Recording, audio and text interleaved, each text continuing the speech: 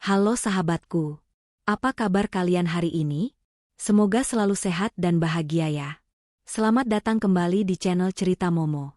Hari ini, Momo punya satu kisah spesial yang bakalan bikin jantung kalian berdebar kencang. Bayangkan, apa jadinya kalau suami yang seharusnya melindungi, malah diam-diam menaruh sesuatu di minuman istrinya saat pesta besar? Tapi, jangan salah. Karma itu instan dan kadang datang dengan cara yang paling tidak terduga. Nah, sebelum kita masuk ke drama panas Hani dan Royan ini, Momo mau minta dukungan kalian dulu dong. Jangan lupa like video ini dan subscribe biar kalian nggak ketinggalan cerita seru lainnya. Yuk, kita absen dulu. Coba komen di bawah, tulis nama kalian, asal kota, dan ketik hadir. Momo pengen tahu nih, sahabat Momo paling jauh dari mana aja. Sudah siap melihat bagaimana satu gelas yang tertukar bisa menghancurkan satu keluarga? Pasang sabuk pengaman kalian, dan mari kita mulai ceritanya. Hani mematut dirinya di depan cermin besar yang ada di kamar tidur utama. Gaun biru tua berbahan satin membalut tubuhnya dengan pas, memberikan kesan anggun dan berkelas. Namun, sorot mata di pantulan cermin itu tidak memancarkan kebahagiaan. Ada kegelisahan yang menggantung di sana, seperti mendung yang siap menumpahkan hujan badai. Malam ini adalah malam penting. Pesta ulang tahun perusahaan ayahnya Royan, Pak Haris, akan digelar meriah di sebuah hotel bintang 5. Sebagai menantu, Hani wajib hadir mendampingi suaminya. Tangannya bergerak merapikan jas abu-abu milik Royan yang tergeletak di atas kasur. Hani berniat menyetrika bagian kerahnya yang sedikit kusut. Saat itulah jemarinya menyentuh benda asing di saku bagian dalam jas tersebut. Keras dan dingin. Hani mengerutkan kening. Perlahan, ia merogoh saku itu dan menarik keluar sebuah botol kaca kecil. Botol itu bening, seukuran jari kelingking, berisi cairan transparan yang bergoyang pelan saat Hani mengangkatnya ke arah lampu. Tidak ada label, tidak ada merek, dan tidak ada petunjuk apapun tentang isinya. Benda apa ini? Gumam Hani pelan. Firasat buruk tiba-tiba menyergap ulu hatinya. Belum sempat Hani membuka tutup botol itu untuk mencium baunya, pintu kamar mandi terbuka. Royan keluar dengan handuk melilit di pinggang, rambutnya masih basah meneteskan air. Langkah suaminya terhenti seketika saat melihat apa yang dipegang Hani. Wajah Royan yang tadinya segar sehabis mandi, mendadak berubah tegang. Ada kilatan panik yang coba ia sembunyikan dengan cepat. "Loh, Hani? Kenapa kamu bongkar-bongkar saku jasku?" tanya Royan dengan nada sedikit tinggi, langsung menyambar botol kecil itu dari tangan istrinya. Hani terkejut dengan reaksi kasar suaminya. Biasanya Royan tidak pernah keberatan jika Hani merapikan pakaiannya. "Aku cuma mau merapikan jasmu, Mas. Terus aku nemu itu. Itu apa? Kok nggak ada labelnya?" Royan memasukkan botol itu ke dalam saku celana bahannya yang sudah ia siapkan di kursi. Ia berdeham, berusaha menormalkan suaranya. "Oh, itu cuma vitamin cair. Suplemen stamina. Kamu tahu kan akhir-akhir ini pekerjaan di kantor lagi gila-gilanya? Diva bilang vitamin ini bagus buat jaga fokus biar nggak gampang capek saat pesta nanti." Nama itu lagi? Diva. Sekretaris pribadi Royan yang baru bekerja 6 bulan ini. Wanita muda, cantik, dan sangat ambisius. Sejak Diva masuk ke perusahaan, Royan berubah. Suaminya jadi sering lembur, sering beralasan meeting di luar kota, dan sikapnya pada Hani menjadi dingin. Hani bukan wanita bodoh yang tidak peka. Ia tahu ada sesuatu antara suaminya dan sekretaris itu, meski belum punya bukti nyata. "Vitamin?" tanya Hani sangsi, menatap tajam manik mata suaminya. "Sejak kapan vitamin dikemas dalam botol polos tanpa segel BPOM begitu, Mas? Itu aman?" "Amanlah, Bu. Kamu ini kenapa sih curigaan terus?" Royan memanggilnya dengan sebutan, Bu, panggilan yang kaku dan terasa berjarak. Seolah Hani adalah orang asing atau rekan bisnis, bukan istrinya. Royan mulai mengenakan kemeja putihnya dengan gerakan terburu-buru. Diva itu lulusan luar negeri, dia tahu barang-barang impor yang bagus. Jangan samakan dengan obat warung. Sudah sana, kamu siap-siap. Jangan sampai kita telat. Ayah bisa marah kalau kita tidak ada di sana saat pembukaan. Hani terdiam. Ia memilih tidak memperpanjang debat. Namun, hatinya mencatat semua kejanggalan itu. Royan berbohong. Hani tahu betul gelagat suaminya saat sedang menutupi sesuatu. Matanya tidak berani menatap lawan bicara, dan tangannya sibuk melakukan hal-hal yang tidak perlu. Hani kembali ke meja rias, pura-pura sibuk memoleskan lipstik. Dari pantulan cermin, ia melihat Royan memindahkan botol kecil itu lagi ke saku dalam jasnya dengan sangat hati-hati, seolah benda itu adalah berlian mahal yang mudah pecah. Pikiran Hani berkecamuk. Vitamin cair? Alasan yang sangat konyol. Jika itu vitamin biasa, kenapa Royan sepanik itu saat Hani memegangnya? Dan kenapa harus Diva yang merekomendasikannya? Bayangan wajah Diva yang angkuh melintas di benak Hani. Wanita itu selalu menatap Hani dengan pandangan merendahkan setiap kali Hani berkunjung ke kantor. Seolah-olah Diva ingin mengatakan bahwa Hani tidak pantas bersanding dengan Royan. "Mas," panggil Hani pelan, mencoba memancing reaksi sekali lagi. "Apalagi?" sahut Royan ketus sambil memasang dasi. "Nanti di pesta, aku duduk di sebelahmu, kan?" Royan berhenti sejenak, lalu menghela napas panjang seolah pertanyaan Hani adalah beban berat. "Tentu saja. Tapi nanti mungkin aku akan sibuk menemani ayah dan klien VIP. Diva juga akan ada di meja utama untuk membantu notulensi dan koordinasi. Kamu duduk manis saja, jangan banyak bicara yang aneh-aneh. Jaga wibawaku." "Baik," jawab Hani singkat. Di balik wajah tenangnya, otak Hani bekerja cepat. Instingnya sebagai seorang istri berteriak bahaya. Ada rencana busuk yang sedang disusun. Botol kecil itu bukan vitamin. Dan kehadiran Diva di meja utama nanti pasti bukan sekadar untuk urusan pekerjaan. Hani mengambil tas tangannya, memastikan ponselnya aktif. Ia berjanji pada dirinya sendiri, malam ini ia tidak akan menjadi istri penurut yang bodoh. Ia akan mengawasi setiap gerak-gerik Royan dan Diva. Ia akan mencari tahu apa isi botol misterius itu. "Ayo berangkat," ajak Royan yang sudah rapi, tanpa sedikit pun memuji penampilan Hani yang sudah berdandan cantik untuknya. Hani bangkit berdiri, mengangkat dagunya tinggi. Ia berjalan mengikuti suaminya keluar kamar. Di dalam hatinya, genderang perang sudah ditabuh. Jika Royan dan gundiknya itu berani bermain api malam ini, Hani pastikan mereka berdualah yang akan terbakar hangus. Pesta malam ini tidak akan berjalan sesuai rencana Royan, Hani akan memastikannya.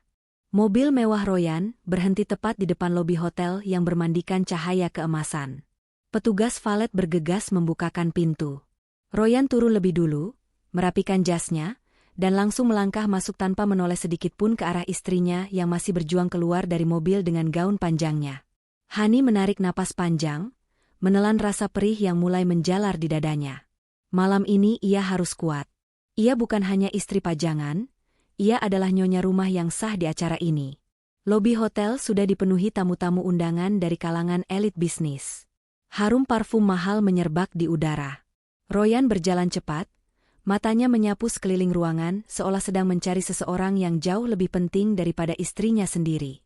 Hani harus mempercepat langkahnya agar bisa menyejajarkan diri di samping suaminya, berusaha menggandeng lengan Royan agar terlihat harmonis di depan publik. Namun, Royan menepis pelan tangan itu dengan alasan ingin mengambil minuman dari nampan pelayan yang lewat. "Ah, itu dia," gumam Royan. Wajahnya yang tadi kaku langsung berubah cerah sumringah. Hani mengikuti arah pandang suaminya. Di ujung ruangan, berdiri seorang wanita yang menjadi pusat perhatian. Diva. Wanita itu mengenakan gaun malam berwarna merah darah yang sangat mencolok. Potongannya berani, memamerkan lekuk tubuh dan kulit putihnya. Sangat kontras dengan penampilan Hani yang sopan dan tertutup dengan gaun biru tua. Jika Hani terlihat seperti langit malam yang tenang, Diva adalah api yang siap membakar segalanya. Hani menyadari satu hal yang menyakitkan. Gaun yang dipakai Diva jauh lebih mewah dan mahal daripada gaun yang dibelikan Royan untuknya. Bahkan, anting berlian yang menggantung di telinga Diva berkilau lebih terang daripada cincin kawin di jari Hani. Diva menyadari kehadiran mereka. Dengan senyum lebar yang dibuat-buat, ia melangkah mendekat. Bunyi hak tinggi sepatunya terdengar arogan di atas lantai marmer, seolah mengumumkan kedatangan sang ratu pesta. "Selamat malam, Pak Royan," sapa Diva dengan suara manja yang dilembut-lembutkan. Matanya mengerling nakal ke arah Royan, seolah mereka memiliki rahasia yang hanya dimengerti berdua. Malam, Diva. Kamu, luar biasa malam ini. Persiapannya lancar? Tanya Royan, matanya tak berkedip menatap wanita simpanannya itu, seakan terhipnotis oleh warna merah yang membalut tubuh Diva. Lancar dong, Pak. Semua sudah saya atur di meja VIP, jawab Diva bangga. Lalu, pandangannya beralih pada Hani. Senyumnya berubah menjadi seringai tipis yang meremehkan. Halo, Bu Hani. Wah, tumben sekali ibu ikut acara kantor. Saya pikir ibu lebih suka di rumah nonton sinetron. Hani membalas tatapan itu dengan ketenangan luar biasa. Saya istri pemilik perusahaan ini, Diva. Wajar kalau saya mendampingi suami saya. Justru saya yang heran. Sekretaris kok dan danannya lebih heboh dari nyonya rumah? Kamu mau kerja atau mau fashion show? Diva tertawa kecil, tawa yang terdengar sangat menjengkelkan di telinga Hani. Ia mendekatkan wajahnya ke telinga Hani, berbisik pelan agar tak didengar Royan. Jangan tersinggung ya, Bu. Tapi gaun biru itu membuat ibu terlihat tua. Persis seperti ibu-ibu panti jompo yang salah masuk ke pesta anak muda. Kasihan Pak Royan, pasti malu jalan sama ibu. Darah Hani mendidih, tapi ia menahan diri untuk tidak menampar wajah bergincu tebal itu. Ia tahu Diva sengaja memancing emosinya agar ia membuat keributan. Jika Hani marah sekarang, Royan pasti akan membebankan kesalahan padanya dan menyebutnya istri yang histeris dan cemburuan. Terima kasih atas penilaiannya, Diva, jawab Hani dingin, menatap lurus ke bola mata Diva. Tapi setidaknya, gaun ini saya beli dengan uang suami saya yang sah dan dengan cara yang halal, bukan hasil merayu suami orang untuk mendapatkan kemewahan. Wajah Diva memerah padam sesaat, bibirnya menegang menahan amarah. Tapi ia segera menguasai diri ketika melihat sosok pria tua berwibawa berjalan mendekat dikawal beberapa staf. Itu Pak Haris, ayah Royan sekaligus mertua Hani. Pemilik utama perusahaan raksasa ini, sosok yang paling ditakuti dan disegani. Diva, seru Pak Haris dengan nada riang. Pria parubaya itu merentangkan tangannya, dan tanpa ragu Diva memeluknya akrab. Cipika-cipiki yang terlihat sedikit berlebihan untuk hubungan atasan dan bawahan di depan umum. Selamat ulang tahun perusahaan, Pak Haris. Bapak gagah sekali malam ini. Puji Diva sambil merapikan kerah jas Pak Haris, tugas yang seharusnya tidak ia lakukan karena terlalu intim. Royan hanya tersenyum melihat kedekatan ayahnya dengan selingkuhannya. Tampaknya Royan merasa aman karena ayahnya pun menyukai kinerja Diva, tanpa menyadari bahaya apa yang sebenarnya mengintai di balik kedekatan itu. Terima kasih, Diva. Acara ini tidak akan sukses tanpa kerja kerasmu. Kamu memang karyawan teladan saya, aset paling berharga di kantor ini, puji Pak Haris, menepuk-nepuk bahu Diva dengan bangga, seolah Diva adalah anak emasnya. Barulah kemudian Pak Haris menoleh ke arah anak dan menantunya. Senyumnya sedikit memudar saat melihat Hani. Oh, Hani. Kamu datang juga? Saya pikir kamu sibuk mengurus rumah. Royan, pastikan istrimu tidak membuat kesalahan malam ini. Banyak investor asing datang, jangan sampai ada hal memalukan atau tingkah laku kampungan. Hani tersenyum getir. Bahkan mertuanya sendiri lebih menghargai gundik itu daripada dirinya. Di mata Pak Haris, Hani hanyalah wanita biasa yang beruntung dinikahi Royan, sementara Diva adalah wanita karir cerdas yang bisa diandalkan. Betapa butanya mereka semua. Tenang saja, yah. Hani akan duduk diam, jawab Royan cepat, seolah membela diri. Bagus. Diva, ayo antar saya ke meja tamu VIP. Ada beberapa kolega yang ingin saya kenalkan padamu, ajak Pak Haris, mengabaikan Royan dan Hani. Diva mengangguk antusias. Sebelum pergi, ia melirik Hani dengan tatapan penuh kemenangan. Tatapan yang berkata, lihat, aku ratu di sini, dan kamu cuma dayang-dayang. Royan segera mengekor di belakang ayahnya. Hani ditinggalkan sendiri sejenak di tengah kerumunan yang bising. Saat itulah, dari arah samping, seseorang menyodorkan segelas air mineral. Sepertinya kamu butuh yang dingin-dingin untuk mendinginkan kepala. Han, sapa suara bariton yang akrab. Hani menoleh. Raka, sahabat lamanya semasa kuliah yang kini menjadi pengacara sukses, berdiri di sana dengan senyum hangat. Raka adalah satu-satunya tamu undangan yang benar-benar mengenal siapa Hani sebenarnya. wanita cerdas yang dulu selalu menjadi juara kelas sebelum karirnya terhenti karena menikah dengan Royan. "Raka? Kamu diundang?" tanya Hani kaget. Matanya sedikit berbinar melihat wajah yang familiar dan tulus. "Kantorku kan konsultan hukum perusahaan ini. Lupa?" Raka terkekeh, namun matanya menatap Hani dengan sorot prihatin. "Aku lihat tadi. Wanita baju merah itu, dia semakin berani ya? Caranya menatapmu, seperti ingin menelanmu bulat-bulat." Hani menerima gelas air itu. Dia merasa di atas angin. "Raka. Royan dan Pak Haris sama-sama memanjakannya. Aku seperti orang asing di keluarga ini." "Hati-hati, Han," bisik Raka, nadanya berubah serius. Ia mendekatkan wajahnya sedikit. "Orang yang terlalu percaya diri biasanya ceroboh. Tapi orang yang diam seperti kamu, biasanya yang paling mematikan jika sudah bertindak. Jaga dirimu. Kalau butuh bantuan hukum atau apapun malam ini, aku ada di meja 8. Hani mengangguk, merasa sedikit terhibur karena setidaknya ada satu orang waras di ruangan ini yang berpihak padanya. Raka berlalu membaur dengan tamu lain, memberikan ruang bagi Hani. Royan kembali menghampiri Hani dengan wajah gusar, menarik lengan Hani kasar. "Kamu ngapain ngobrol sama Raka? Jangan bikin gosip. Ayo cepat ke meja utama. Acara mau dimulai. Ingat pesan ayah, jaga sikap." Hani berjalan di samping Royan menuju meja bundar paling depan. Di sana, Diva sudah duduk manis di kursi yang seharusnya diperuntukkan bagi tamu kehormatan, tepat di sebelah kursi kosong Pak Haris. Royan menarik kursi di sebelah Diva untuk dirinya sendiri, dan menyisakan kursi di ujung untuk Hani. Posisi duduk itu semakin memperjelas status Hani yang terpinggirkan. Saat Hani hendak duduk, ia melihat tatapan Diva tertuju pada saku jas Royan. Tatapan yang penuh kode dan arti. Royan menepuk pelan saku jasnya, tempat botol kecil misterius itu berada, memberikan isyarat aman pada Diva. Diva tersenyum puas, seolah baru saja mendapatkan jaminan kemenangan. Jantung Hani berdegup kencang. Firasatnya di rumah tadi ternyata benar. Ada rencana jahat yang melibatkan botol itu, dan Diva adalah otaknya. Mereka merencanakan sesuatu di meja ini, di tengah pesta ini. Hani meremas kain gaunnya di bawah meja. "Silakan remehkan aku sepuas kalian," batin Hani, matanya menatap tajam ke arah panggung yang mulai terang. "Malam ini, bukan aku yang akan menangis." MC bersuara lantang membuka acara, disambut tepuk tangan meriah yang menggema di seluruh ballroom. Lampu sorot kristal di langit-langit memancarkan cahaya menyilaukan. Namun bagi Hani, suasana di meja bundar VIP terasa lebih gelap dan mencekam daripada kuburan.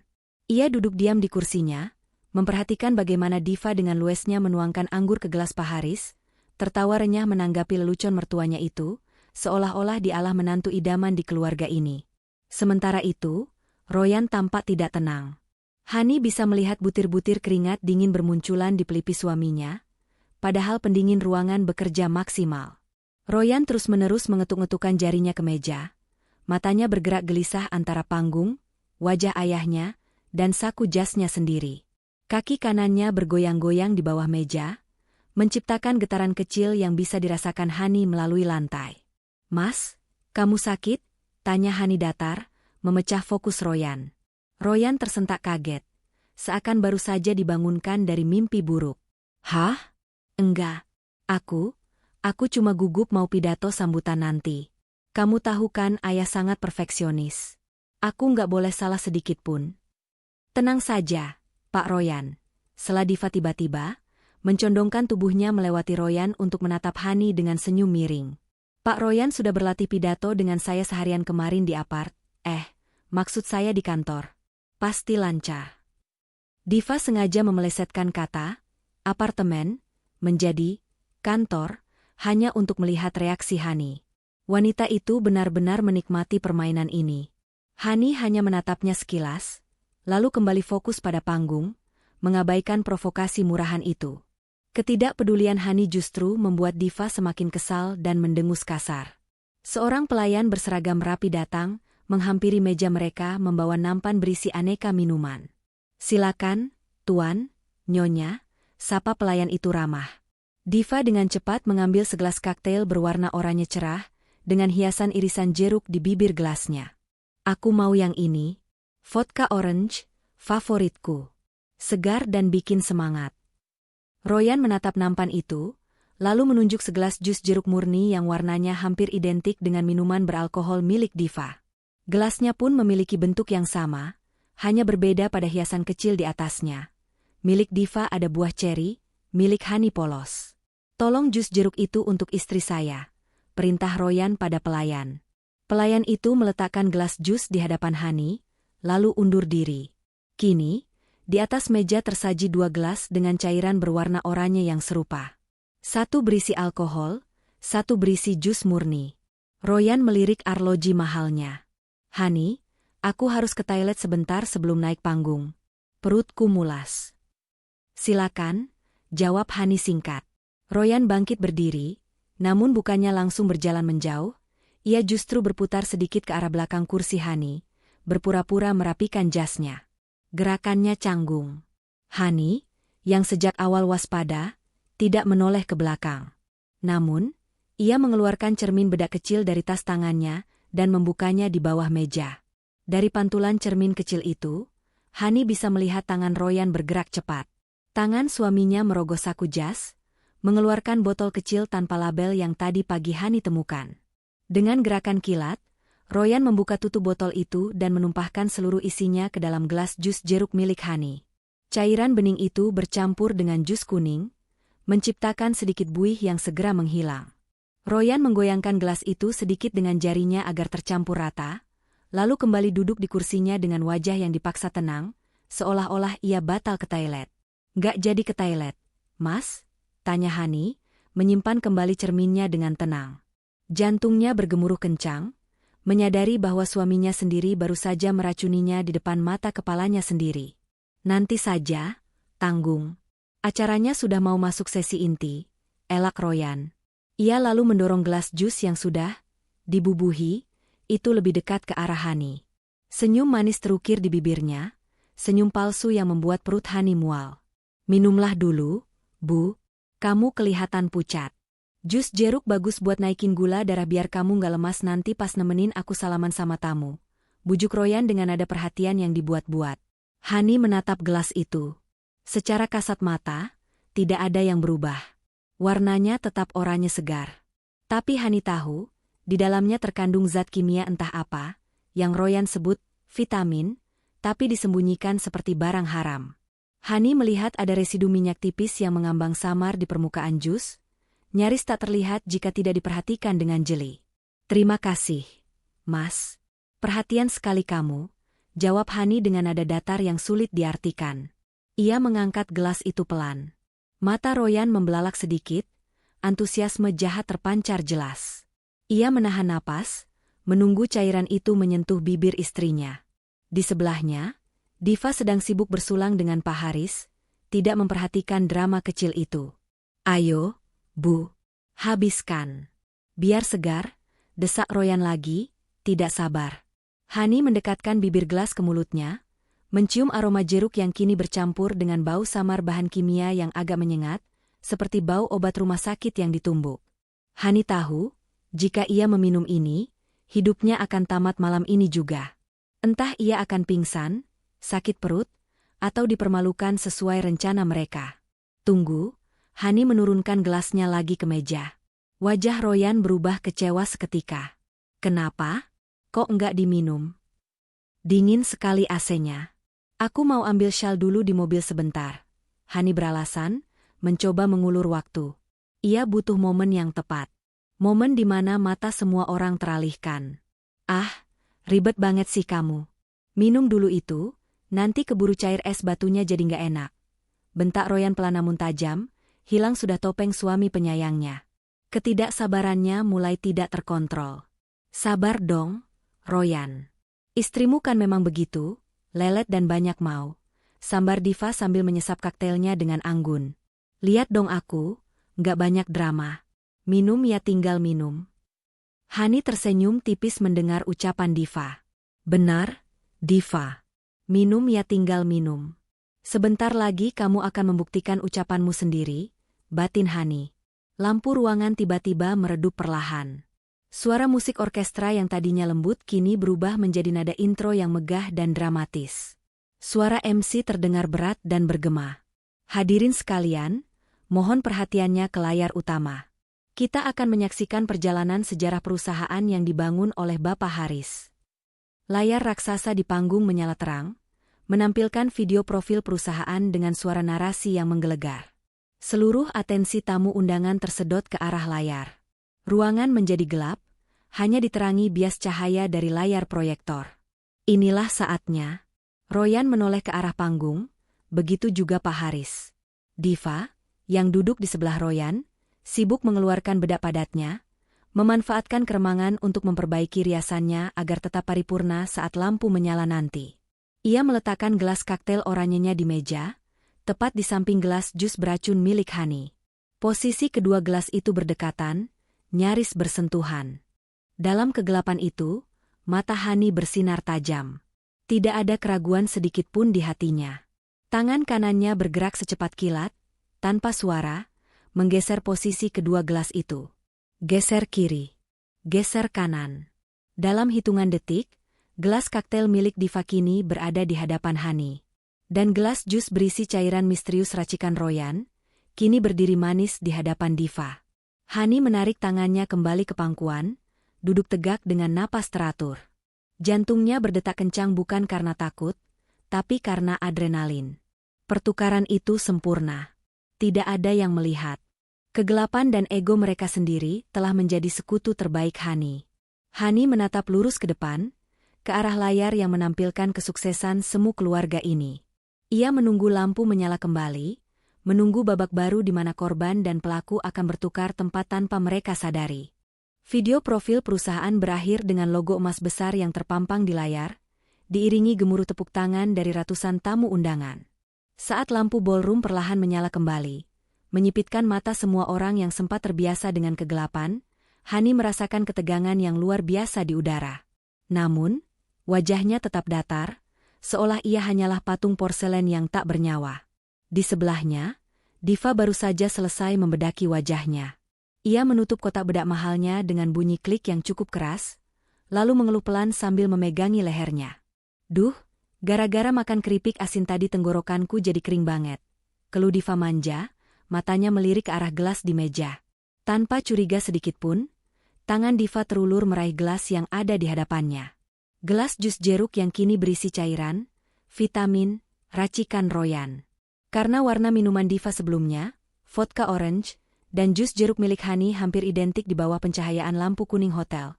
Ditambah lagi es batu yang sudah sedikit mencair membuat warnanya memudar, Diva sama sekali tidak menyadari perbedaannya. Di sisi lain, Royan tidak mempedulikan Diva. Fokusnya terkunci sepenuhnya pada Hani. Ia melihat gelas di hadapan Hani, yang sebenarnya adalah kaktail alkohol milik Diva, masih utuh, belum berkurang setetes pun. Bu, kok belum diminum juga sih? Desis Royan, suaranya terdengar tidak sabar dan sedikit panik. Ia mendekatkan wajahnya ke telinga Hani, berpura-pura mesra padahal nadanya penuh ancaman. Kamu mau mempermalukan aku? Aku sudah pesankan khusus buat kamu, masa kamu anggurin? Hargai sedikit usaha suamimu. Hani menoleh perlahan, menatap mata suaminya yang dipenuhi ambisi kotor. Aku menunggu momen yang pas, Mas. Nggak enak minum sendirian sementara Pak Haris belum minum. Alasan saja kamu. Royan mendengus kasar. Ia melirik jam tangannya lagi. Waktu semakin mepet. Obat itu butuh waktu sekitar 10-15 menit untuk bereaksi. Jika Hani tidak meminumnya sekarang, reaksinya tidak akan terjadi saat Hani naik panggung nanti.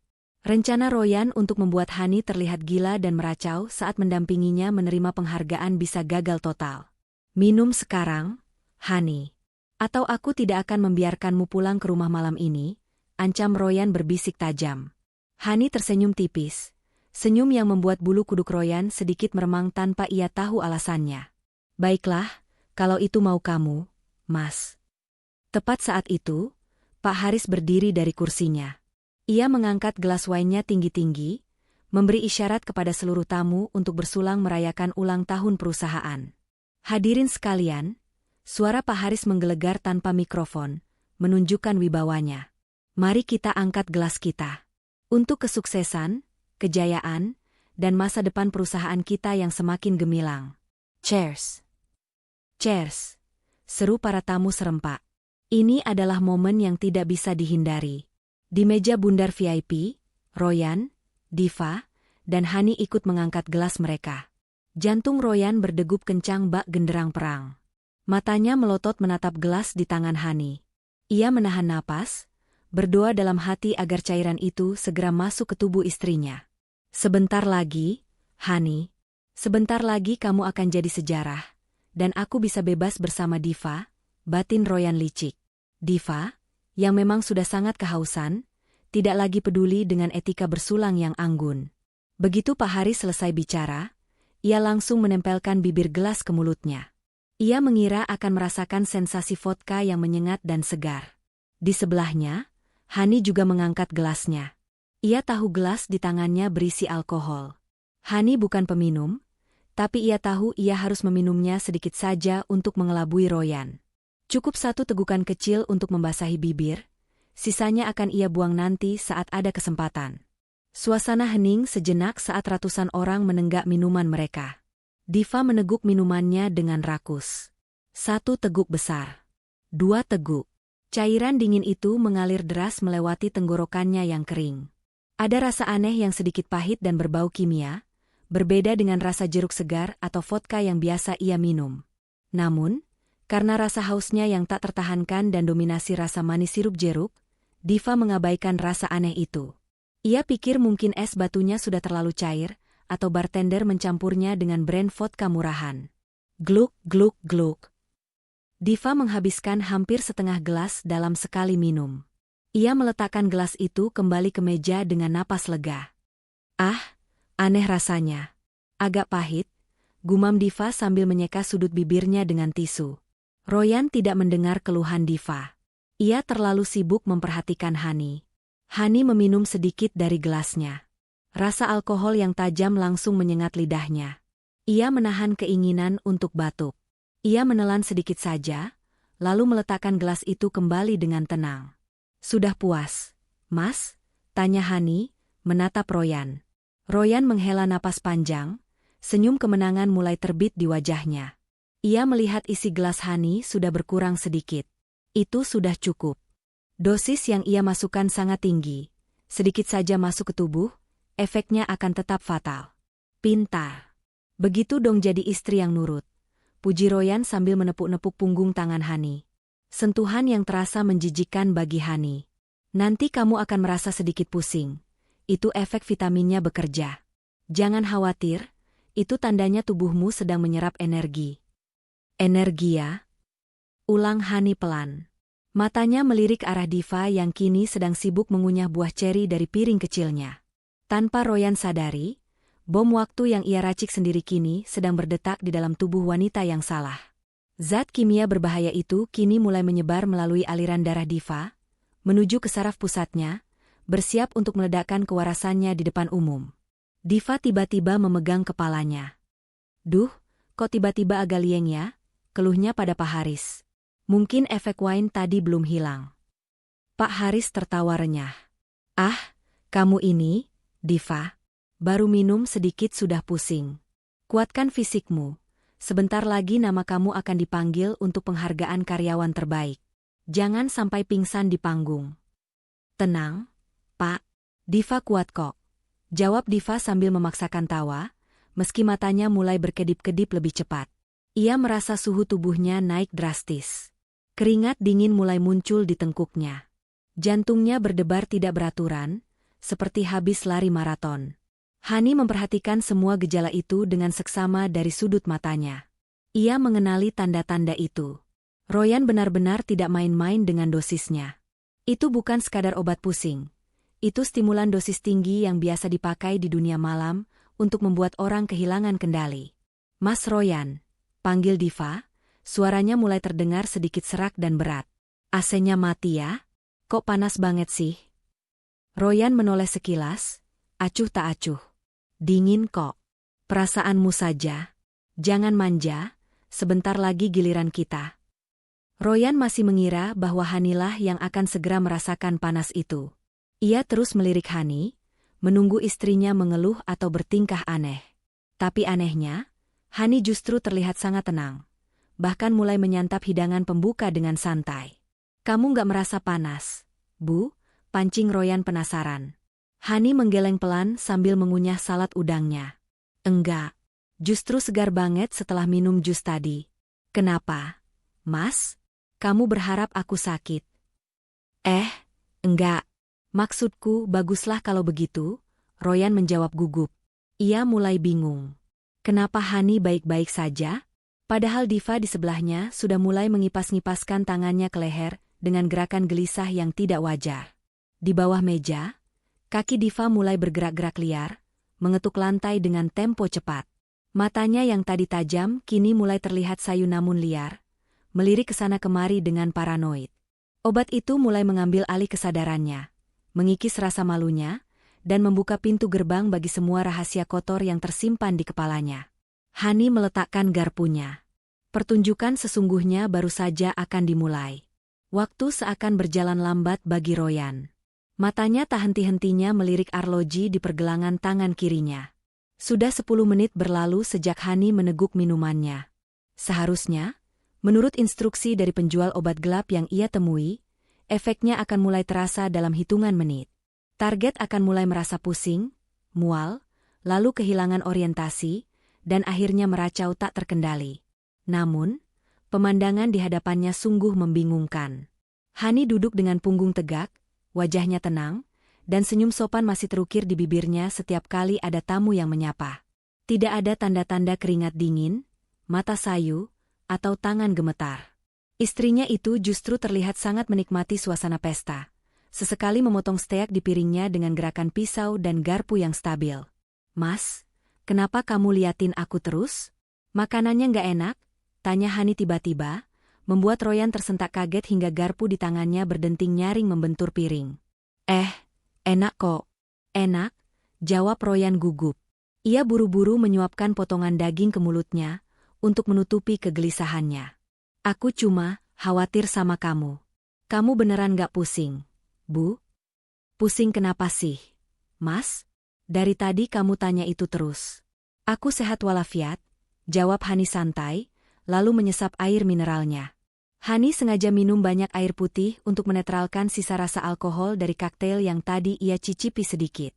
Royan menggaruk kepalanya yang tidak gatal. Hatinya mulai diselimuti keraguan. Apa dosisnya kurang? Atau jangan-jangan obatnya palsu? Batin Royan kesal. Ia sudah membayar mahal untuk cairan itu. Rencananya adalah membuat Hani mempermalukan dirinya sendiri saat Royan dipanggil ke panggung nanti, sehingga Royan punya alasan kuat untuk menggugat cerai dengan dalih istri tidak waras dan merusak reputasi perusahaan. Sementara Royan sibuk dengan kebingungannya, ia sama sekali tidak menyadari bom waktu yang sesungguhnya sedang meledak tepat di sebelahnya. Diva mulai bertingkah aneh. Awalnya hanya gerakan kaki yang tak bisa diam. Lalu jari-jarinya mulai mengetuk-ngetuk meja dengan tempo yang semakin cepat dan kacau. Matanya yang dilapisi lensa kontak berwarna abu-abu itu kini membelalak lebar. Pupilnya membesar nyaris menutupi seluruh iris mata. Dunia di mata Diva mulai berubah. Cahaya lampu gantung kristal di atas sana tampak berputar-putar menciptakan pola warna-warni yang memusingkan namun indah. Suara musik orkestra terdengar berdengung di telinganya, seolah-olah volume diputar ke tingkat maksimal. Suara orang-orang yang mengobrol terdengar seperti bisikan tawon yang berdengung di dalam kepalanya. Hihihi. Diva tertawa kecil tiba-tiba. Suaranya melengking aneh di tengah percakapan serius antara Pak Haris dan seorang investor asing di meja mereka. Pak Haris menoleh, keningnya berkerut. "Diva, kamu kenapa tertawa? Ada yang lucu dari pembicaraan kami." Diva menutup mulutnya dengan tangan, tapi bahunya berguncang menahan tawa. Di matanya, wajah Pak Haris terlihat lucu, hidungnya seperti memanjang dan mengecil seperti badut karet. "Enggak, Pak. Bapak lucu banget sih kalau lagi serius. Kayak kodok ngembung." "Hihihi." Pak Haris ternganga. Wajahnya memerah karena malu dan tersinggung. Investor di depannya tampak bingung dan tidak nyaman. Royan yang mendengar itu langsung menyikut lengan Diva dengan keras. "Diva, jaga mulutmu. Kamu mabuk ya?" desis Royan marah. Ia berpikir Diva pasti tidak kuat menahan alkohol dari vodka orange yang ia pesan, padahal yang diminum Diva adalah jus beracun. Minum air putih sana. Jangan bikin malu di depan investor. Diva menepis tangan Royan dengan kasar. Tenaganya tiba-tiba menjadi sangat kuat, jauh lebih kuat dari biasanya. Apaan sih senggol-senggol? Jangan pegang-pegang, nanti istri lo yang sok suci itu cemburu lagi. Seru Diva cukup keras. Beberapa tamu di meja sebelah mulai menoleh. Hani hanya diam, pura-pura sibuk memotong daging, namun telinganya menangkap setiap kata dengan jelas. Bagus, obatnya bekerja lebih cepat dari dugaan, batin Hani. Ia melihat wajah Diva yang mulai memerah padam dan berkeringat deras. Itu adalah efek stimulan yang memacu kerja jantung secara ekstrim. Otak Diva kini kehilangan filter logikanya. Apa yang ada di pikiran bawah sadarnya akan keluar begitu saja. Diva, cukup, bentak Pak Haris pelan namun tegas. Kalau kamu tidak bisa mengontrol diri, lebih baik kamu pulang. Pulang? Ih bapak kok ngusir sih? Katanya aku kesayangan bapak, katanya aku aset berharga. Diva merengek dengan nada yang dibuat-buat, lalu tiba-tiba ia menyambar gelas air milik Hani dan meneguknya sampai habis tanpa izin. Haus banget. Di sini panas kayak neraka. Royan semakin panik. Ia tidak mengerti kenapa Diva jadi sekacau ini, sementara Hani masih tenang-tenang saja. Situasi ini di luar skenario yang ia susun. Tiba-tiba, suara MC kembali terdengar lantang dari pengeras suara, memutus ketegangan di meja VIP itu. Hadirin sekalian, tibalah kita di acara puncak malam ini. Pemberian penghargaan untuk sosok yang telah mendedikasikan waktu, tenaga, dan pikirannya demi kemajuan perusahaan. Karyawan terbaik tahun ini, dengan kinerja paling gemilang. Lampu sorot bergerak menyapu ruangan, menciptakan suasana dramatis. Siapa lagi kalau bukan Nona Diva Anastasia? Tepuk tangan membahana. Musik pengiring berdentum semangat. Layar raksasa menampilkan foto profil Diva yang cantik dan profesional. Di meja VIP, Royan merasa lega sejenak. Oke, ini momennya Diva. Semoga dia bisa fokus sebentar dan tidak bertingkah konyol, harap Royan. Ia menepuk bahu Diva. Diva, itu namamu. Sana naik panggung. Awas, jangan aneh-aneh. Senyum yang lebar. Diva terdiam sejenak. Matanya menatap panggung yang terang benderang. Dalam pengaruh obat, panggung itu terlihat seperti istana megah yang memanggilnya. Ia merasa menjadi ratu dunia. Rasa percaya dirinya melambung tinggi, menembus batas kewarasan. Diva berdiri dengan sentakan keras, hingga kursinya terdorong ke belakang dan hampir terjungkal. Akhirnya, teriak Diva lantang, merentangkan kedua tangannya. Panggung gue. Minggir semua. Hani menahan napas. Ia melihat tubuh Diva bergoyang limbung saat melangkah. Hak sepatu tingginya yang runcing, tampak tidak stabil menopang tubuh yang sedang dikuasai zat kimia. Diva melangkah menuju panggung. Bukan dengan jalan anggun seperti model, melainkan dengan langkah lebar yang sempoyongan dan agresif. Ia menabrak bahu seorang pelayan, hingga nampan berisi gelas kosong terjatuh dan pecah berantakan. Prang! Suara pecahan kaca membuat musik berhenti sejenak. Semua mata tertuju pada Diva.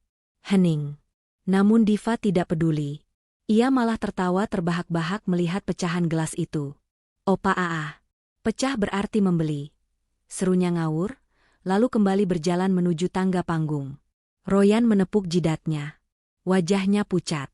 Pak Haris menahan napas, tangannya mencengkeram serbet meja dengan erat. Ada apa dengan anak itu?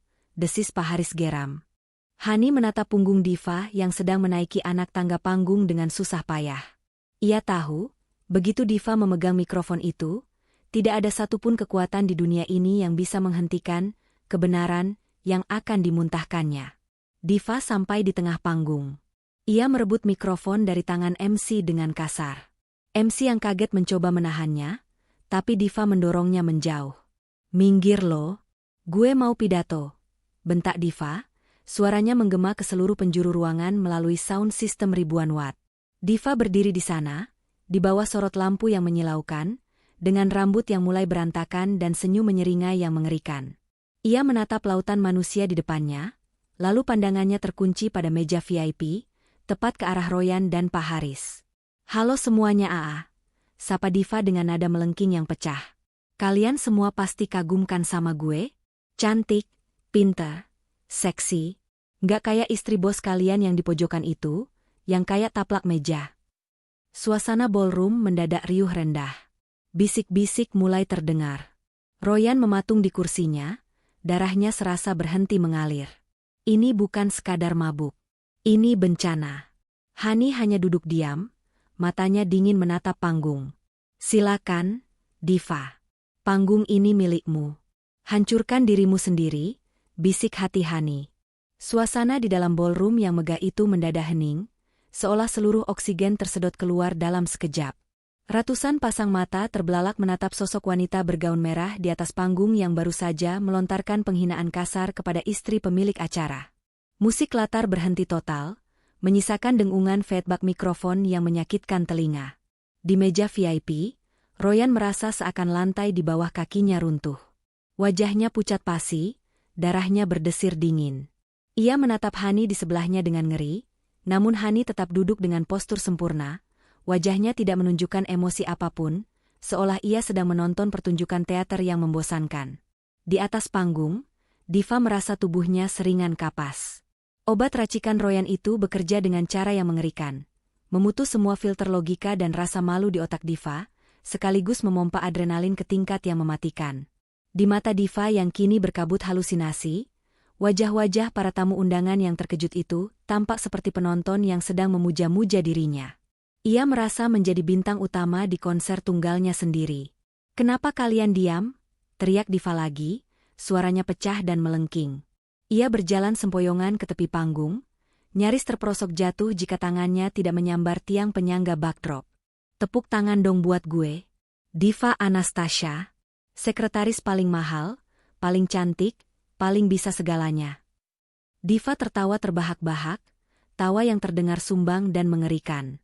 Ia mengangkat piala penghargaan, karyawan terbaik, yang baru saja diserahkan MC tadi, menimang-nimangnya sejenak, lalu dengan gerakan kasar melempar piala kristal itu ke lantai panggung. Prang! Piala itu hancur berkeping-keping.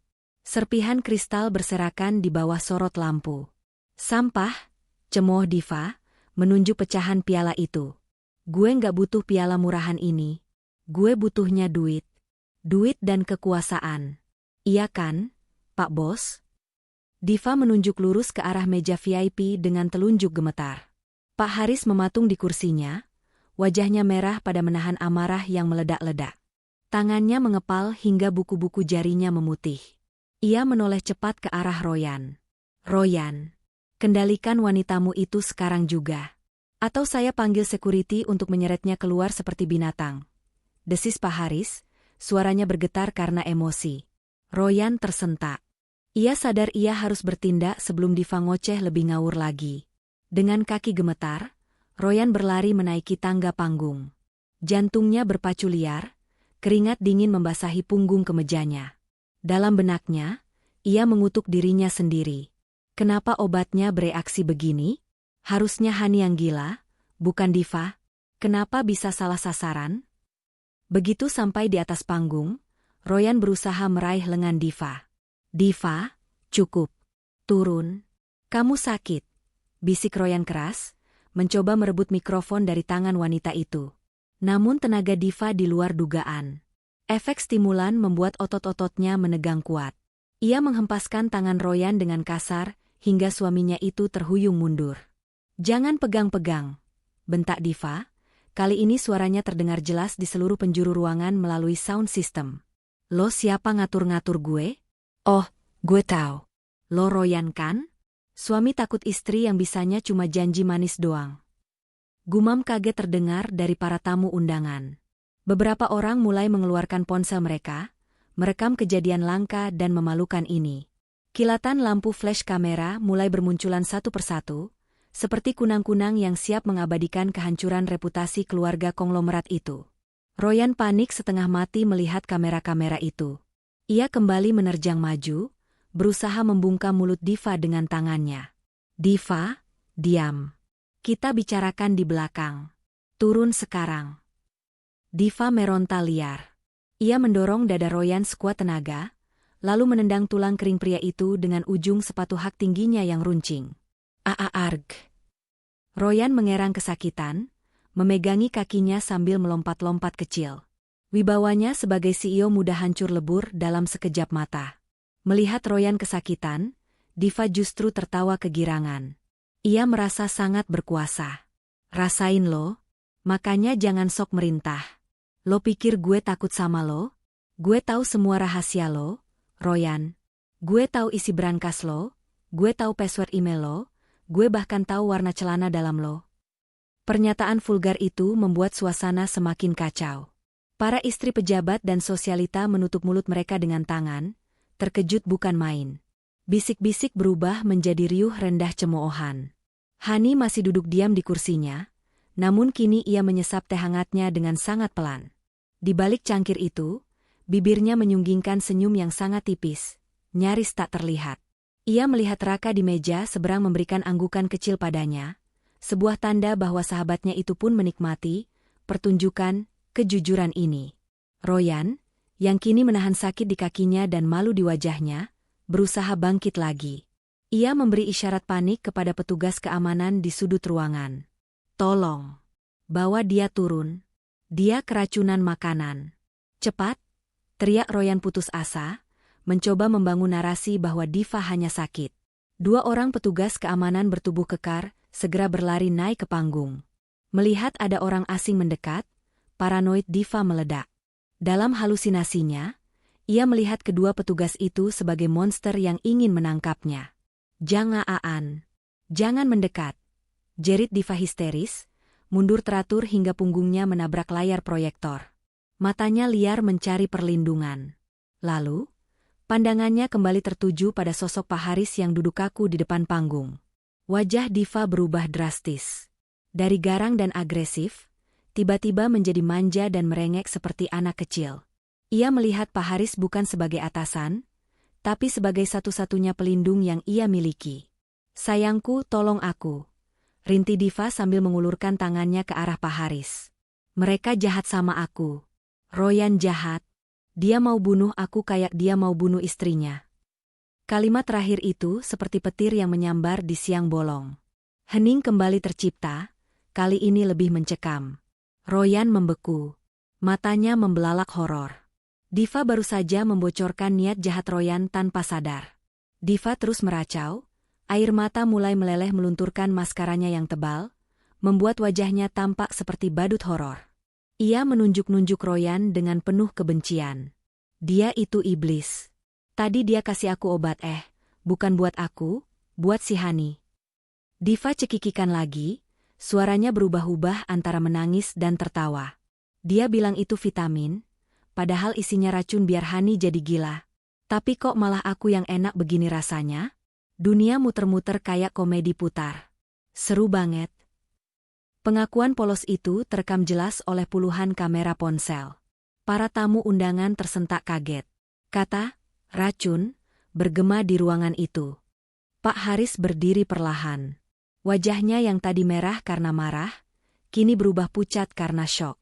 Ia menatap anaknya sendiri dengan pandangan tidak percaya. Sementara itu, Royan menggeleng-gelengkan kepalanya panik, menatap ayahnya, lalu menatap Hani. Bohong. Dia mabuk. Dia gila. Yah, jangan dengerin, teriak Royan, suaranya pecah karena ketakutan.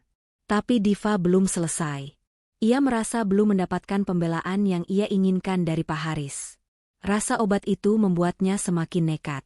Ia merasa harus membuktikan bahwa dia lebih berhak dibela daripada Royan. Mas Royan pembohong, teriak Diva, lalu ia melakukan hal yang paling tak terduga. Ia berlari turun dari panggung, menerobos barisan keamanan yang lengah, dan langsung menghambur memeluk kaki Pak Haris yang berdiri mematung. Diva bersimpu di lantai, memeluk erat kaki mertua Hani itu sambil menangis meraung-raung. Gaun merahnya tersingkap berantakan, riasannya hancur lebur. Mas Haris, tolongin Dede. Dede takut. Rengek Diva dengan panggilan sayang yang sangat intim, panggilan yang seharusnya tidak pernah diucapkan seorang sekretaris kepada pemilik perusahaan di depan umum. Seluruh ruangan menahan napas. Panggilan, Mas Haris, dan Dede, itu sudah cukup menjelaskan segalanya. Hani meletakkan cangkir tehnya perlahan. Inilah puncak gunung es yang mulai terlihat, dan Hani tahu, ledakan terbesarnya baru akan dimulai sebentar lagi. Panggilan, Mas Haris, dan Dede, yang keluar dari mulut Diva membekukan seluruh isi ballroom. Waktu seolah berhenti berdetak. Para tamu undangan saling berpandangan dengan mata terbelalak, mencoba mencerna apa yang baru saja mereka dengar. Seorang sekretaris muda, memeluk kaki pemilik perusahaan raksasa di depan umum, memanggilnya dengan sebutan mesra yang menjijikan, sementara anaknya sendiri berdiri terpaku di sebelahnya. Pak Haris, yang selama ini dikenal sebagai sosok pengusaha bermoral tinggi dan family man, wajahnya berubah menjadi ungu karena campuran antara murka dan malu yang tak tertahankan. Ia berusaha menghentakkan kakinya untuk melepaskan pelukan Diva, persis seperti orang yang sedang berusaha menyingkirkan lintah yang menempel. Lepaskan. Apa-apaan kamu ini? Dasar wanita tidak tahu malu. Bentak Pak Haris, suaranya bergetar hebat. Citra wibawa yang ia bangun puluhan tahun runtuh dalam hitungan detik di tangan wanita yang sedang teler ini. Royan, yang baru saja pulih dari rasa sakit di tulang keringnya, melihat pemandangan itu dengan nyalang. Otaknya mendidih. Ia merasa dikhianati. Diva adalah miliknya, atau setidaknya begitulah yang ia percayai selama ini. Melihat kekasih gelapnya, justru merengek manja pada ayahnya sendiri membuat logika Royan putus. Dengan langkah lebar penuh emosi, Royan menerjang maju. Ia mencengkeram lengan Diva dengan kasar dan menyentaknya hingga wanita itu terlepas dari kaki Pak Haris dan terhuyung ke belakang. "Bangun kamu!" teriak Royan di depan wajah Diva. "Sadar, Diva. Itu ayahku. Kenapa kamu panggil dia begitu? Kamu mau menghancurkan aku. Hah?" Diva yang sempoyongan nyaris jatuh, namun ia berhasil menyeimbangkan diri dengan berpegangan pada pinggiran meja VIP. Efek obat stimulan itu membuat emosinya meledak-ledak bak kembang api. Rasa takutnya hilang berganti dengan keberanian yang nekat dan brutal. Ia menatap Royan dengan sorot mata nyalang, napasnya memburu, dan tiba-tiba, plak, sebuah tamparan keras mendarat mulus di pipi kanan Royan. Suaranya begitu nyaring hingga menggema melalui mikrofon di podium yang tidak sengaja tersenggol tubuh Diva, membuat seluruh ruangan tersentak kaget. Royan terhuyung, memegangi pipinya yang langsung memerah. Ia menatap Diva tak percaya. "Jangan bentak-bentak aku, Royan," jerit Diva histeris. Air matanya meleleh, bercampur dengan ingus dan riasan yang luntur, membuatnya terlihat mengerikan namun menyedihkan. "Kamu itu laki-laki payah. Laki-laki nggak guna. Beraninya cuma sama perempuan." Royan ternganga. "Apa kamu bilang? Kamu dengar aku?" Diva menunjuk wajah Royan dengan telunjuk yang gemetar. Mulutnya mulai memuntahkan semua kebenaran yang selama ini ia simpan rapat-rapat demi ambisi. Obat itu memaksanya jujur, sejujur-jujurnya tanpa filter. "Kamu pikir aku cinta sama kamu? Hah? Jangan mimpi." Diva tertawa mengejek, tawa yang menyayat hati. "Aku cuma butuh akses. Aku cuma butuh jembatan buat masuk ke keluarga ini. Dan kamu, Royan, kamu cuma jembatan rapuh yang gampang diinjak-injak." Para tamu undangan menahan napas. Beberapa orang mulai berbisik riuh, sementara kamera ponsel terus merekam setiap detik drama keluarga yang lebih seru daripada sinetron manapun. Royan gemetar menahan amarah. "Tutup mulutmu. Kamu mabuk." "Aku nggak mabuk. Aku justru sadar banget," potong Diva cepat. Ia berbalik menghadap para tamu undangan, merentangkan tangannya seolah sedang presentasi bisnis. "Asal kalian tahu ya, Royan ini, CEO muda kebanggaan kalian ini, isi kepalanya kosong. Nol besar. Semua laporan keuangan yang bagus itu aku yang bikin. Dia cuma taunya tanda tangan dan main golf." "Diva," bentak Pak Haris mencoba mengintervensi, menyadari rahasia perusahaan mulai bocor. Tapi Diva tidak peduli. Ia kembali menatap Royan dengan tatapan jijik. "Dan kamu tahu nggak kenapa aku mau jadi sekretaris kamu? Karena aku kasihan lihat kamu yang selalu di bawah bayang-bayang bapakmu. Kamu itu anak mami yang nggak bisa apa-apa tanpa duit orang tua." Royan merasa ditelanjangi di depan umum. Harga dirinya diinjak-injak rata dengan tanah. Tapi Diva belum selesai. Ia mengalihkan pandangannya pada Hani yang masih duduk tenang di kursinya, seolah menjadi satu-satunya penonton VIP di barisan depan. Diva berjalan sempoyongan mendekati Hani. Royan hendak menghalanginya, tapi tatapan liar Diva membuatnya mundur selangkah. Diva berhenti tepat di depan meja Hani, menumpukan kedua tangannya di atas taplak meja putih bersih itu. Dan lo, Hani? Desis Diva, napasnya yang berbau alkohol dan keputusasaan menerpa wajah Hani. Lo itu perempuan paling bodoh sedunia. Hani menatap mata Diva tanpa rasa takut sedikitpun. Oh ya? Kenapa begitu? Tanya Hani tenang, nadanya datar namun menusuk. Karena lo masih bertahan sama laki-laki sampah ini. Diva menunjuk Royan tanpa menoleh. Lo tahu nggak? Tadi Royan masukin obat ke minuman lo bukan cuma buat bikin lo gila. Dia mau lo dicap nggak waras biar dia bisa ceraikan lo dan nguasain harta gono gini. Dia bangkrut, Hani. Suami lo itu punya utang miliaran di kasino luar negeri. Dia butuh warisan buat nutupin lubang itu. Duar. Pengakuan itu meledak lebih dahsyat daripada bom. Suasana ballroom yang tadinya riuh, mendadak senyap mencekam. Pernyataan tentang utang judi dan rencana perceraian demi harta adalah skandal tingkat tinggi. Para investor yang hadir saling berbisik dengan wajah panik. Saham perusahaan bisa anjlok besok pagi gara-gara ocehan ini. Royan wajahnya pucat pasi, lebih putih dari kertas. Rahasianya, utang judinya yang selama ini ia tutup rapat, terbongkar begitu saja oleh wanita yang seharusnya menjadi sekutunya. Lutut Royan lemas. Ia tidak menyangka Diva mengetahui soal utang itu. Bohong. Itu fitnah. Teriak Royan putus asa, suaranya parau. Fitnah? Diva tertawa melengking. Ia merogoh belahan dadanya, mengeluarkan ponselnya yang terselip di balik gaun ketatnya. Dengan jari gemetar, ia mengutak-atik layar. Gue punya buktinya. Gue punya rekaman suara lo pas nangis-nangis minta tolong rentenir. Mau gue puter sekarang?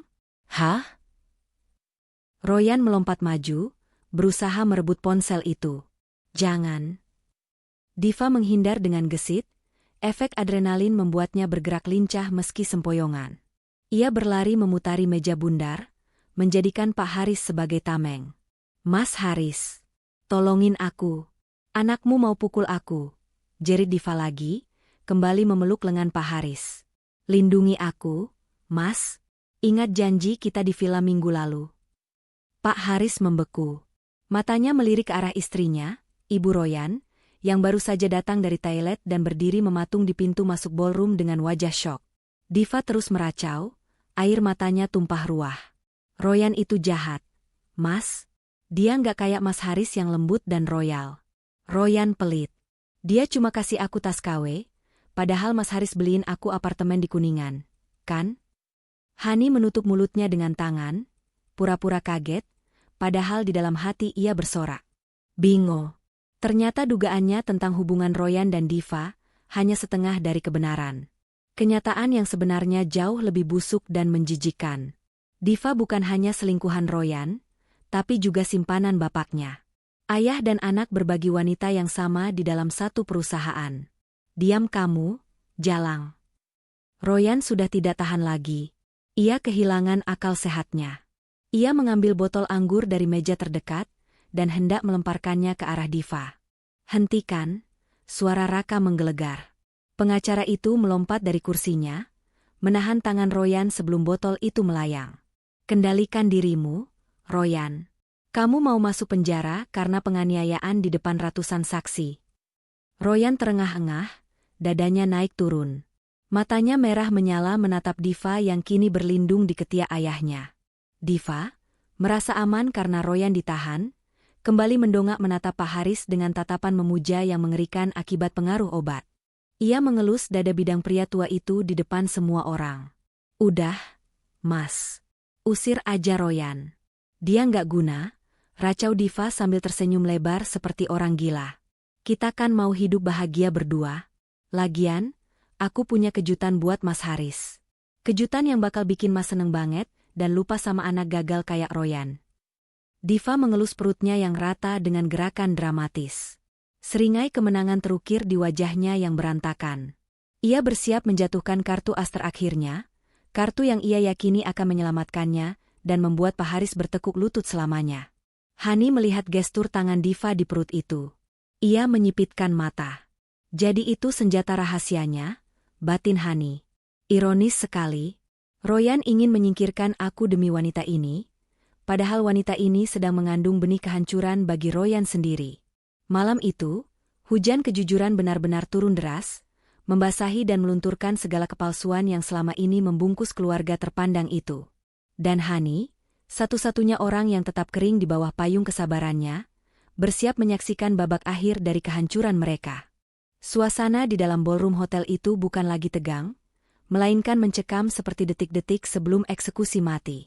Semua mata tertuju pada tangan Diva yang mengelus perut ratanya dengan gerakan memutar yang lambat dan dramatis. Senyum di bibirnya melebar, namun matanya yang berkabut karena pengaruh obat menatap kosong ke arah Pak Haris, seolah melihat dewa penyelamat. Royan, yang masih ditahan oleh Raka agar tidak mengamuk, menatap perut Diva dengan napas tertahan. Otaknya yang sudah kacau berusaha merangkai kepingan puzzle yang berserakan. Diva hamil? Jika benar, Royan yakin itu anaknya. Mereka sering menghabiskan waktu bersama di apartemen Diva. Sejenak, ada secercah harapan gila di benak Royan. Jika Diva hamil anaknya, mungkin dia bisa menggunakan alasan itu untuk melegalkan perpisahannya dengan Hani. Diva. Suara Royan terdengar parau, memecah kesunyian. Kamu hamil? Diva menoleh ke arah Royan, lalu tertawa cekikikan. Tawa yang terdengar seperti suara kapur digesekkan ke papan tulis, ngilu dan menyakitkan. Iya dong, Mas Royan sayang. Ada nyawa kecil di sini, jawab Diva dengan nada manja yang dibuat-buat, sambil menepuk pelan perutnya. Pewaris tahta yang sesungguhnya, yang bakal ngegeser posisi kamu yang gak guna itu. Royan menegakkan tubuhnya, sedikit melepaskan diri dari cengkeraman Raka. Itu anakku, kan? Diva, kalau itu anakku, kita bisa. Belum sempat Royan menyelesaikan kalimatnya, tawa Diva meledak lebih keras. Ia tertawa terpingkal-pingkal sampai memegangi perutnya, seolah Royan baru saja melontarkan lelucon paling konyol abad ini. Air mata geli bercampur mabuk mengalir di pipinya yang cemong. Anak kamu? Hahaha. Diva menunjuk wajah Royan dengan jijik. Jangan mimpi di siang bolong, Royan. Kamu pikir aku mau hamil anak dari laki-laki bangkrut yang punya utang judi miliaran? Laki-laki lemah yang bisanya cuma minta duit sama bapaknya. Wajah Royan merah padam. Terus anak siapa? Teriaknya frustrasi. Diva menghentikan tawanya tiba-tiba. Wajahnya berubah serius, matanya membelalak lebar menatap Pak Haris yang berdiri kaku seperti patung es di sebelahnya. Dengan gerakan teatrikal, Diva merangkul lengan Pak Haris erat-erat, menyandarkan kepalanya di bahu pria tua itu. Ini anak Mas Haris, tahu? Seru Diva lantang. Suaranya menggema ke seluruh penjuru ruangan, menembus gendang telinga setiap orang yang hadir. Dunia seakan runtuh saat itu juga. Ini anak bapak kamu, Royan, lanjut Diva dengan bangga, seolah sedang mengumumkan kemenangan lotre. Jadi ini bukan anak kamu, tapi, apa ya sebutannya? Adik tiri kamu? Sekaligus calon pewaris tunggal harta Mas Haris. Hahaha, lucu kan? Kamu bakal punya adik baru, Royan. Panggil aku, Ibu Tiri. Ya? Duar. Pernyataan itu meledak lebih dahsyat daripada bom nuklir. Hening. Hening yang mematikan. Detik terasa berhenti berputar. Mulut Royan terbuka lebar, tapi tidak ada suara yang keluar. Matanya menatap horor ke arah ayahnya dan kekasih gelapnya yang kini saling menempel. Otaknya korslet. Ayahnya? Tidur dengan Diva? Wanita yang sama yang Royan tiduri? Pak Haris pucat pasi, wajahnya kehilangan darah sepenuhnya. Ia mencoba mendorong Diva menjauh, tapi tenaga gundik yang sedang hai itu luar biasa kuat. Lepaskan. Dia bohong. Dia gila karena obat. Pak Haris berteriak panik. Suaranya pecah. Keringat dingin membanjiri dahinya. Ia menatap para investor dan kolega bisnisnya dengan tatapan memohon, mencoba menyelamatkan sisa-sisa reputasinya yang sudah hancur lebur. Ih, kok bohong sih, Mas? Rengek Diva, wajahnya cemberut. Ia tidak terima kejujurannya diragukan. Efek obat itu membuatnya ingin membuktikan segalanya sejelas-jelasnya. Mas Haris lupa?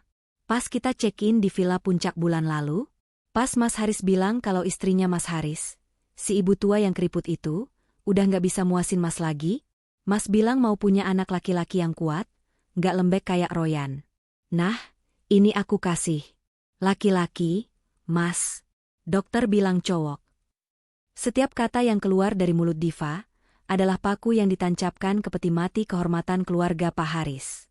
Detail tempat, waktu, dan ucapan pribadi yang dibongkar Diva membuat penyangkalan Pak Haris terdengar sia-sia.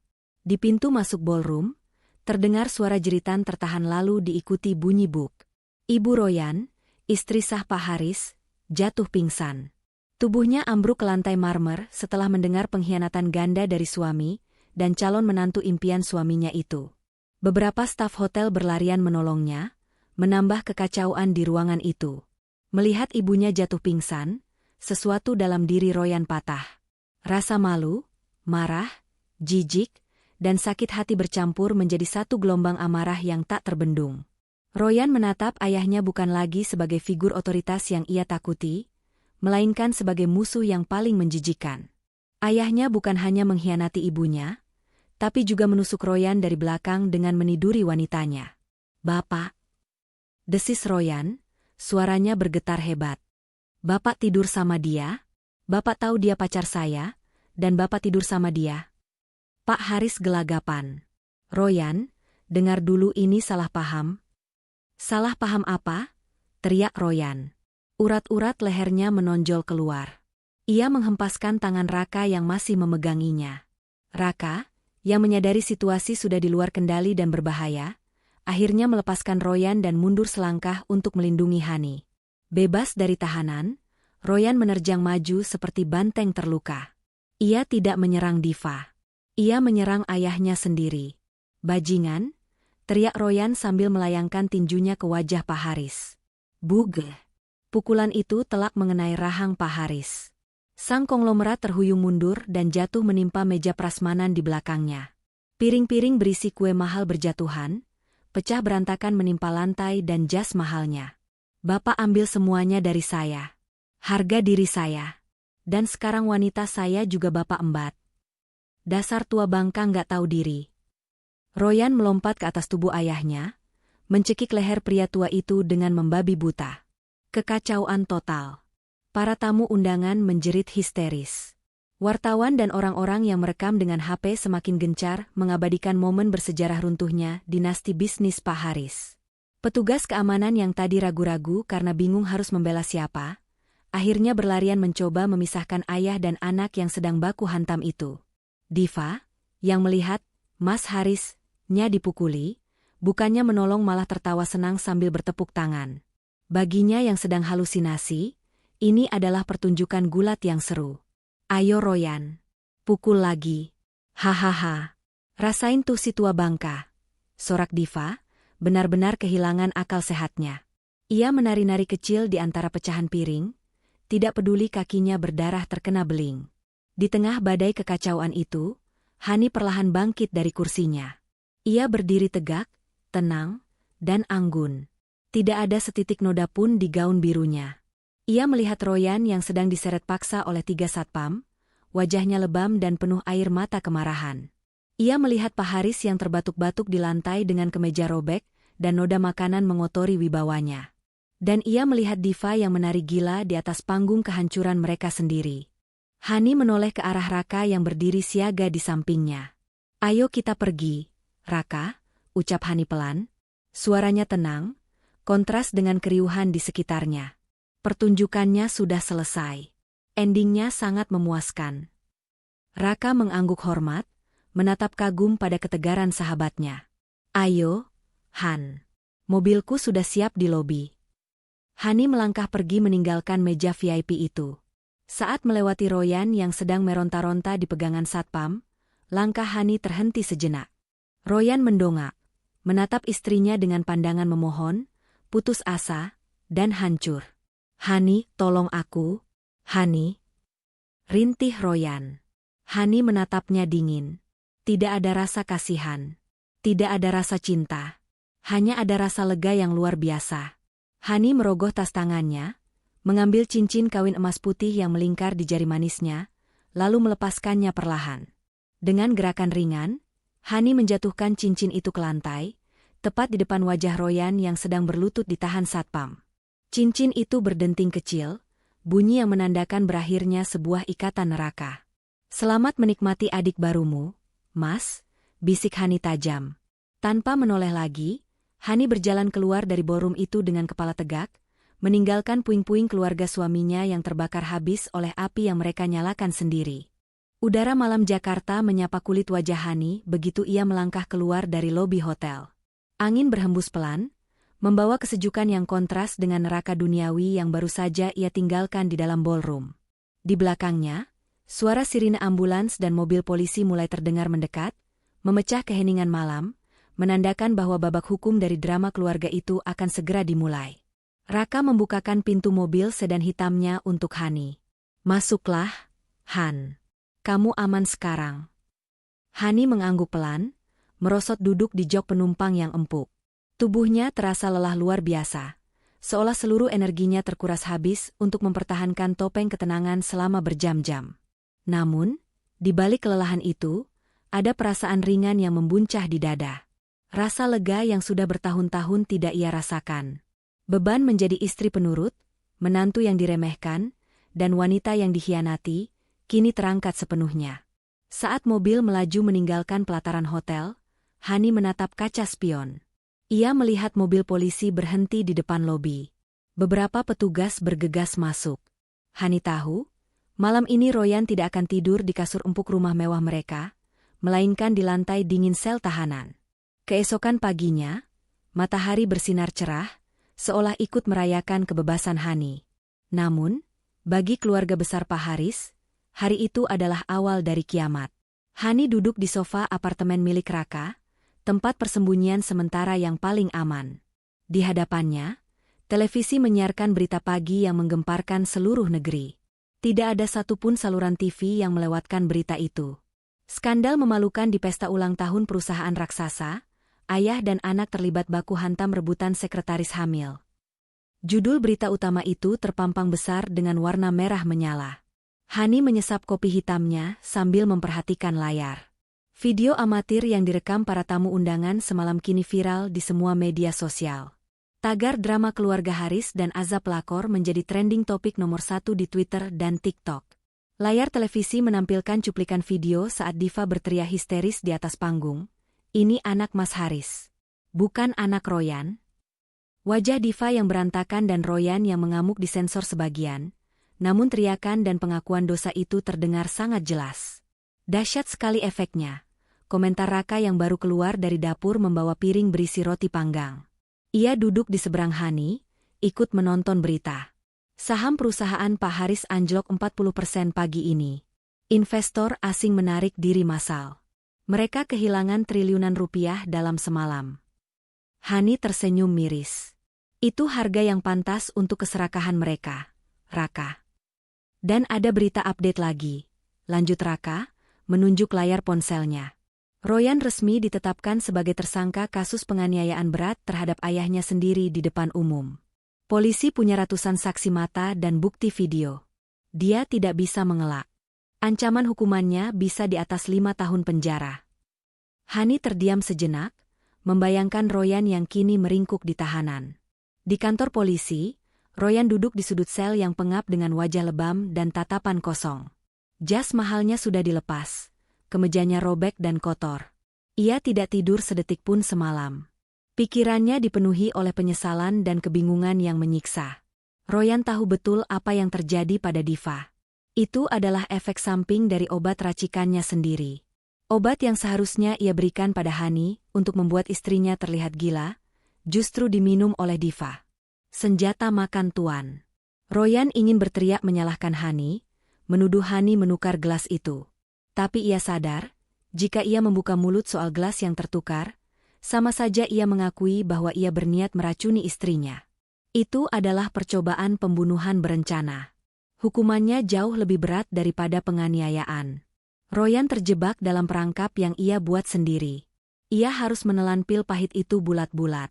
Ia harus membiarkan publik berpikir Diva gila karena narkoba atau stres, dan membiarkan dirinya dianggap sebagai anak durhaka yang memukuli ayahnya. Ia tidak bisa membela diri tanpa menghancurkan dirinya lebih dalam lagi. Hani, lirih Royan, menyebut nama wanita yang dulu ia sia-siakan. Bayangan Hani yang tenang, yang selalu menyiapkan keperluannya, kini menghantuinya. Ia kehilangan istri yang tulus demi seorang gundik yang ternyata tidur dengan bapaknya sendiri. Ironi itu menusuk ulu hatinya sampai berdarah. Sementara itu, nasib Pak Haris dan Diva pun tak kalah tragis. Berita di televisi beralih menampilkan suasana rumah sakit elit di Jakarta Pusat. Wartawan berkerumun di depan lobi. Pemilik perusahaan, Bapak Haris, dilaporkan mengalami serangan stroke berat sesaat setelah insiden pemukulan semalam. Beliau kini dalam kondisi koma di ICU. Pihak dokter belum bisa memastikan apakah beliau akan bisa pulih total atau mengalami kelumpuhan permanen. Hani mendengus pelan. Stroke, gumamnya. Dia tidak kuat menanggung malu. Seumur hidup membangun citra terhormat, hancur karena nafsu sesaat pada sekretaris anaknya. Dan si, bintang utama, kita, tanya Raka. Diva? Hani menunjuk running text di bawah layar berita. Diva Anastasia kini dirawat di ruang isolasi rumah sakit jiwa untuk detoksifikasi dan evaluasi kejiwaan. Tim medis menemukan kandungan zat psikotropika dosis tinggi dalam darahnya. Selain itu, kondisi kehamilannya dinyatakan berisiko tinggi akibat overdosis zat tersebut. Diva berakhir di tempat yang seharusnya disiapkan Royan untuk Hani, rumah sakit jiwa. Hani meletakkan cangkir kopinya. Ia menatap Raka dengan pandangan serius. Raka, aku mau urus perceraian secepatnya. Mumpung Royan di penjara dan Pak Haris koma, tidak akan ada yang bisa menghalangi prosesnya. Raka mengangguk mantap. Berkas sudah kusiapkan sejak semalam, Han. Kamu bisa gugat cerai dengan alasan KDRT psikis, perselingkuhan, dan kini ditambah tindak pidana Royan. Kamu juga berhak menuntut pembagian harta Gonogini. Ingat, sebagian besar aset yang mereka miliki didapat selama masa pernikahan kalian. Aku tidak butuh uang haram mereka, potong Hani cepat. Ini bukan soal butuh atau tidak, Han, tegas Raka. Ini soal hak dan keadilan. Kalau kamu tidak ambil, uang itu akan habis dipakai Royan bayar utang judi atau disita bank karena perusahaan bangkrut. Lebih baik kamu ambil hakmu, lalu kamu gunakan untuk hal yang lebih baik. Atau setidaknya, buat Royan keluar dari penjara nanti sebagai gelandangan tanpa sepeser pun uang. Hani merenung sejenak. Raka benar. Membiarkan Royan tetap kaya setelah semua ini adalah sebuah kebodohan. Hukuman terbaik bagi orang serakah seperti Royan dan keluarganya adalah kemiskinan. Baiklah, putus Hani. Matanya berkilat tajam. Urus semuanya, Raka. Pastikan Royan tidak punya apa-apa lagi saat dia keluar dari penjara nanti. Biarkan dia merasakan bagaimana rasanya hidup di bawah, seperti cara dia memperlakukan aku selama ini. Raka tersenyum puas. Siap, Bu Hani. Mari kita miskinkan mereka secara legal. Siang itu, sementara dunia maya masih heboh menertawakan kehancuran keluarga konglomerat itu, Hani mulai menata hidup barunya. Ia berdiri di balkon apartemen, menatap langit Jakarta yang luas. Tidak ada lagi rasa takut. Tidak ada lagi rasa rendah diri. Satu gelas yang tertukar malam itu bukan hanya menyelamatkan nyawanya, tapi juga membersihkan hidupnya dari sampah-sampah yang selama ini ia sebut keluarga. Tuhan memang maha adil, dan terkadang, keadilan itu datang dalam bentuk segelas jus jeruk yang salah alamat. 3 bulan berlalu sejak malam bencana di Hotel Bintang 5 itu. Waktu seakan bergerak cepat, menyapu bersih sisa-sisa kejayaan keluarga Pak Haris yang kini hanya tinggal nama dalam sejarah kelam dunia bisnis. Hani duduk di sebuah kursi rotan yang nyaman di balkon sebuah kafe bernuansa vintage di pinggiran Jakarta. Di hadapannya, tersaji secangkir Earl Grey tea yang mengepul hangat dan sepotong teh secake. Wajahnya tampak lebih segar, lebih muda, dan jauh lebih bercahaya dibandingkan saat ia masih berstatus sebagai istri Royan. Tidak ada lagi guratan lelah atau tekanan batin yang dulu selalu menghiasi keningnya. Raka duduk di seberangnya, meletakkan sebuah tablet di atas meja. Layar tablet itu menampilkan berita terbaru dari portal hukum terkemuka. Sudah putus, kata Raka singkat, tersenyum puas. Hakim mengetuk palu pagi ini. Hani melirik sekilas ke layar tablet. Foto Royan dengan rompi oranye tahanan terpampang di sana. Wajah mantan suaminya itu terlihat kurus, cekung, dan kehilangan semangat hidup. Rambutnya dicukur habis, dan sorot matanya kosong. 5 tahun? Tanya Hani datar. 6 tahun penjara, koreksi Raka. Hakim memberatkan hukuman karena dia terbukti melakukan penganiayaan berat terhadap orang tua kandung di muka umum, ditambah pasal kepemilikan zat psikotropika ilegal yang ditemukan di saku jasnya saat penangkapan. Hani menghela napas panjang, bukan karena sedih, melainkan karena rasa lega yang tuntas. Dan aset-asetnya sudah resmi disita dan dibagi sesuai putusan Pengadilan Agama minggu lalu, jelas Raka dengan nada profesional. Kamu mendapatkan 60% dari total aset likuid sebagai kompensasi atas kerugian imaterial dan nafkah yang dilalaikan. Sisanya habis untuk membayar utang judi Royan dan biaya pengobatan Pak Haris. Berbicara tentang Pak Haris, nasib mantan mertua Hani itu tak kalah menyedihkan. Serangan stroke malam itu telah melumpuhkan separuh tubuhnya secara permanen. Pria yang dulu begitu angkuh dan memuja kekuasaan, kini hanya bisa terbaring tak berdaya di ranjang panti jompo eksklusif.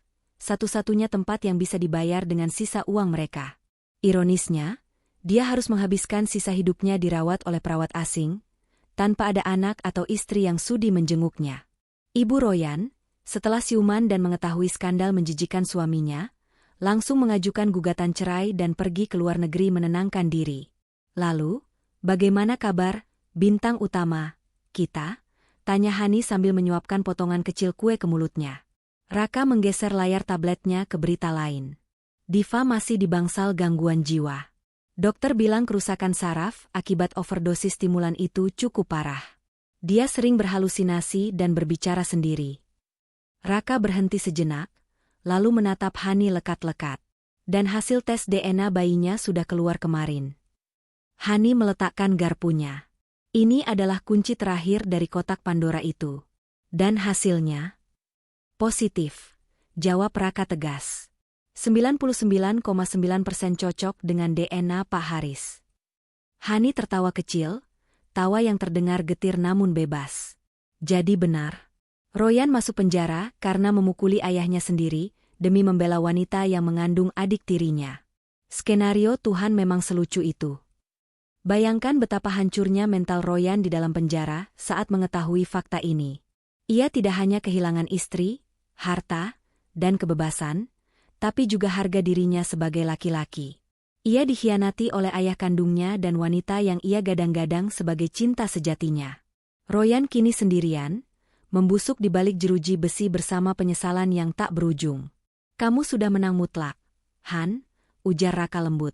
Tanpa perlu mengotori tanganmu dengan darah atau kekerasan. Kamu hanya membiarkan mereka menghancurkan diri mereka sendiri. Hani menatap pemandangan kota dari balkon. Ia teringat kembali pada botol kecil tanpa label itu. Niat jahat Royan untuk membuatnya gila, justru berbalik menjadi senjata yang menggilakan, selingkuhannya dan membongkar aib seluruh keluarga. Aku cuma menggeser gelas. Raka, gumam Hani pelan, senyum tipis terukir di bibirnya. Cuma satu gerakan kecil.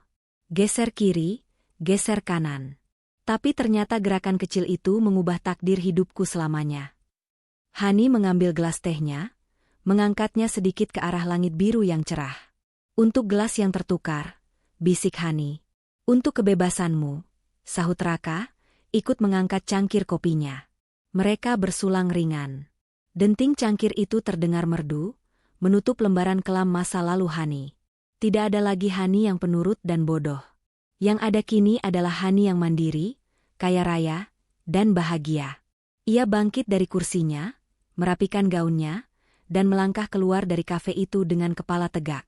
Di kejauhan, sisa-sisa kehancuran Royan, Diva, dan Pak Haris hanyalah debu yang tertinggal di belakang langkah kakinya. Hani tidak akan pernah menoleh ke belakang lagi. Pesan moral. Jangan pernah menggali lubang untuk orang lain dengan niat jahat, karena bisa jadi kamu sendirilah yang akan jatuh terperosok ke dalamnya. Keserakahan dan pengkhianatan mungkin terlihat menang sesaat, Namun kejujuran dan kesabaran akan selalu menemukan jalannya untuk membalas dengan cara yang paling elegan dan menyakitkan.